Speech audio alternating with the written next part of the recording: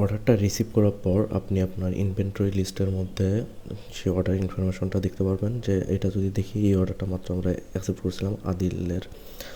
So মিষ্টি কুমড়া 99 বস্তা, এটা টোটাল সোল্ড আছে 0, রসুন সোল্ড 0, যেহেতু আমরা কোনো সেল করিনি এখনও, তাই না?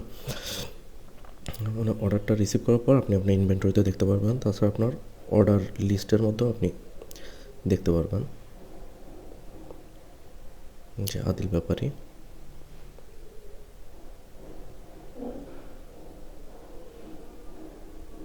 আদিল ব্যাপারীর যে অর্ডারটা, লেটেস্ট অর্ডারটা আপনি এখানে দেখতে পাচ্ছেন। এখানে চাইলে যদি কোথাও যে ট্র্যাক রেন্টটা আপনি যদি নো দিয়ে আসেন, যে দেখেন ট্র্যাক রেন্ট এখনও ডিউ আছে 6,000 টাকা, সো আমি ট্র্যাক রেন্টটা ইনপুট দিব। ট্র্যাক রেন্টটা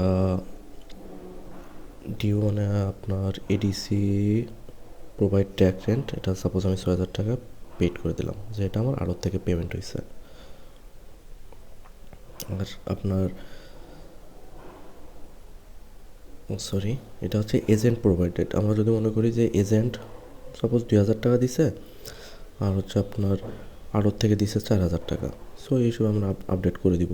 এখানে চাইলে আপনি ট্যাগ নাম্বার, ফোন নাম্বারে অ্যাড করে দিতে পারেন। যেহেতু আমার কোনো সেল নেই এখন, আমার কমিশনটা এডিট করবো না, আপডেট করে দিই। এখন আপনার এক্সপেন্স 4,000 টাকা দেখাচ্ছে, কারণ হচ্ছে আপনি একটা ট্যাগ ভাড়া দিয়েছেন মাত্রই 4,000 টাকা। সো আমার অন্যান্য খরচও থাকতে পারে, কয়েলি 500 টাকা,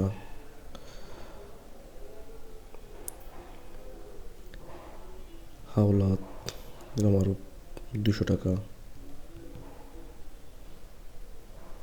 আর আপনার আড়তে প্রোডাক্টটার জন্য যে যে ধরনের খরচ হইতে পারে, খরচগুলো আপনি ইনপুট দিয়ে দেবেন।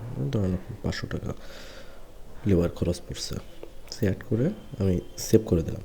এখন কিন্তু আমার টোটাল এক্সপেন্স পাচ্ছি, যে আমার টোটাল এক্সপেন্স হচ্ছে 5,200 টাকা, আমার টোটাল এক্সপেন্স হয়েছে, তাই না?